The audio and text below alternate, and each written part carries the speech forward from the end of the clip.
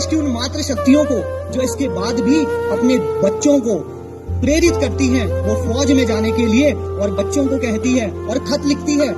क्या लिखती है कि अम्मा ने खत लिखा चाहो से, पुत्र ना मेरा दूध ल जाना, 1 इंच पीछे मत हटना, चाहे इंच इंच कट जाना, चाहे इंच इंच कट। इस वटवृक्ष रूपी कॉलेज को सदैव अपनी छाया देने वाली हमारी माननीय परम आदरणीय प्रधानाचार्य महोदया को मैं नमन करता हूँ, और इस वटवृक्ष को सींचने वाले अपने उन सभी गुरुजनों को मैं नमन करता हूँ, और इस वटवृक्ष की उन सभी नवीन शाखाओं अपने साथियों का मैं हार्दिक अभिनंदन करता हूँ। जो मेरे ओजस्वी यशस्वी साथी मेरे सामने खड़े हैं, उन सभी का आज मैं 71वें गणतंत्र दिवस पर हार्दिक अभिनंदन करता हूँ। शुरुआत 2 पंक्तियों से करना चाहूंगा कि है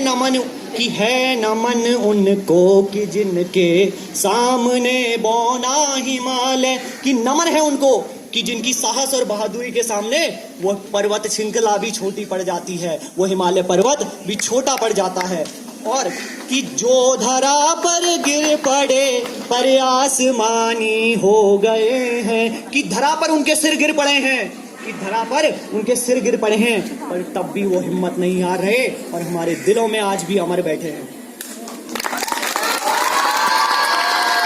भारतीय एकता और अखंडता के प्रतीक अपने राष्ट्रीय ध्वज को मैं नमन करता हूं, और नमन करते हुए नमन करता हूं अपने भारत के उन सभी देश के वीर सिपाहियों, वीर जवानों को जो आज मेरी वाणी में विराजमान होकर आप सभी के सम्मुख अपनी बातें कह रहे हैं। कि क्या कहते हैं वो, ध्यान से सुनिएगा कि मैं भारत का हरदम सम्मान करता हूं, यहाँ की चांदनी मिट्टी का मैं ही गुणगान करता हूं, मुझे चिंता नहीं है मोक्ष पाने की, तिरंगा हो कफन मेरा बस यही अरमान करता हूं। भारत को आजादी तो 15 अगस्त 1947 में मिल गई थी, फिर ये 26 जनवरी को गणतंत्र दिवस मनाने का औचित्य है क्या? तो मैं बताना चाहूंगा, जिस तरह एक बालक का जन्म होता है तो जन्म के उपरांत 3 साल बाद वो स्कूल में अपना पहला कदम रखता है, वहां पे वो अपनी प्राथमिक शिक्षा लेता है, वहां पे वो अपनी नैतिक शिक्षा लेता है, उसी प्रकार हमारे देश ने भी लगभग 3 साल बाद यानी 2 साल 11 माह और 18 दिन बाद एक कदम रखा, और वो पहली सीढ़ी थी संविधान की सीढ़ी, और तब से हम गणतंत्र दिवस मनाया करते हैं। और पहले तो देशभक्ति इतनी कठिन हुआ करती थी कि पहले लोग मर जाया करते थे, मिट जाया करते थे इस तिरंगे के लिए, लेकिन आज के समय में मैं कहना चाहूंगा कि वो देशभक्ति कहीं ना कहीं थोड़ी सरल हो गई है, लेकिन इतनी भी सरल नहीं हुई कि सिर्फ व्हाट्सएप और फेसबुक पर अपने 3 रंगों वाली डीपी लगा देने और साथ में तिरंगा ले लेने और ध्वजारोहण करने तक ही हमारी देशभक्ति वो सीमित रह गई है। हमारी देशभक्ति, सच्ची देशभक्ति तो वो है कि हम अपना काम निष्ठा से, अपनी ईमानदारी से अगर अपना कार्य कर रहे हैं तो वो सच्ची देशभक्ति है। और इसी के साथ जो युद्धों में वीरांगनाएं अपने सुहाग को खो देती हैं, उनकी मनोदशा को जरा मैं दर्शाना चाहूंगा कि क्या कहती हैं वो, कि सुख भी भरपूर गया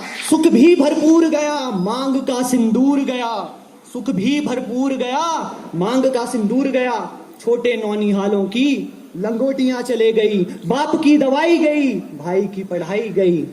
अरे छोटी छोटी बेटियों की चोटियां चले गई, ऐसा एक विस्फोट हुआ पता ही चला नहीं, ना जाने जिस्म की कितनी गोटियां चले गई। अरे आपके लिए तो एक आदमी मरा है साहब, पर मुझसे पूछो मेरे घर की रोटियां चली गई। और इसके बावजूद भी मैं नमन करता हूं अपनी देश की उन मातृ शक्तियों को जो इसके बाद भी अपने बच्चों को प्रेरित करती हैं वो फौज में जाने के लिए, और बच्चों को कहती है और खत लिखती है। क्या लिखती है कि अम्मा ने खत लिखा चाहो से, पुत्र ना मेरा दूध ल जाना, 1 इंच पीछे मत हटना, चाहे इंच इंच कट जाना, चाहे इंच इंच कट जाना। ऐसी भावनाएं हमें अपने अंदर लानी होगी। आज इस गणतंत्र दिवस के माध्यम से मैं आप सभी से यही अनुरोध करता हूं कि हम इस भावना को अगर अपने अंदर लाएं तो आज का हमारा दिवस ये स्वीकार होगा। और इसी के साथ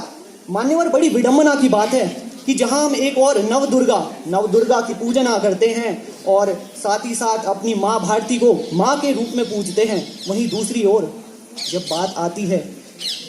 महिला सुरक्षा की, जब बात आती है उनके लिए उनके सम्मान में खड़े होने की, तो क्यों हम 2 कदम पीछे रह जाते हैं। जब बात आती है उनके लिए आवाज उठाने की,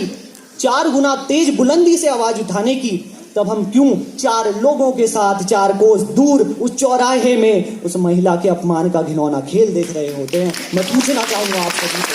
क्यों आज ऐसा हो रहा है। और अक्सर लोग मुझसे पूछा करते हैं, मैं माफी चाहूंगा, थोड़ा हमारे प्रधानाचार्य महोदया जी ने हमें कम समय दिया है, लेकिन मैम मैं आपसे अनुरोध करता हूं कि ये थोड़ा आज मेरा भावुक समय भी है, क्योंकि कॉलेज के कुछ अंतिम क्षणों में आज मैं अपनी बातों को रख पा रहा हूँ। इसके बाद ना जाने मुझे कहाँ कब ये मौका मिलेगा, तो मैं अपनी बात रखना चाहूँगा कि अक्सर लोग मुझसे पूछा करते हैं कि मयंक, ये गणतंत्र दिवस और स्वतंत्रता दिवस पर भाषण प्रक्रिया करने से तुझे क्या मिलता है। वो विद्वान लोगों को मैं उत्तर देना चाहूँगा और छोटे से शब्दों से उत्तर देना चाहूँगा, एक कहानी के प्रसंग से, कि एक बार क्या होता है, एक पिताजी होते हैं, उसका बेटा, वो अपने बेटे को मानचित्र के टुकड़े टुकड़े करके दे देता है और बोलता है इसे जोड़ कर लाओ। और वो अचंभित होता है ये देखकर कि उसका बेटा कुछ ही देर में वो जोड़कर उसके सामने ला देता है। तो वो पूछता है कि बेटा ये आपने इतने जल्दी कर कैसे दिया। तो वो बोलता है, जो वो बोलता है ध्यान से सुनिएगा, वही मेरा उत्तर है उन सभी विद्वानों को। वो बोलता है, मानचित्र के पीछे आदमी बना हुआ था, मैं आदमी आदमी जोड़ता गया, देश खुद में खुद जुड़ता गया। तो राष्ट्र निर्माण की अगर कोई भी बात करे तो मैं यही कहता हूं कि आदमी आदमी जोड़ते जाओ और नैतिक उन्हें शिक्षा देते जाओ। अगर चरित्र निर्माण किसी व्यक्ति का यहाँ पे है, चरित्र निर्माण ही देश निर्माण की पहली सीढ़ी है। जब एक स्वामी विवेकानंद विश्व गुरु बन सकते हैं, तो मेरे सामने तो यहाँ 300-400 स्वामी विवेकानंद खड़े हैं, ये तो पूरे ब्रह्मांड की काया पलट कर सकते हैं। और अंत में यही बोलना चाहूंगा कि अगर अपनी युवा शक्ति को मैं सकारात्मक दिशा दिखाने में कुछ भी कायम रहा तो मैं उसके लिए बहुत बहुत आभारी रहूंगा। और आज अंत में अपनी वाणी को विराम देते हुए मैं ये जय हिंद जय भारत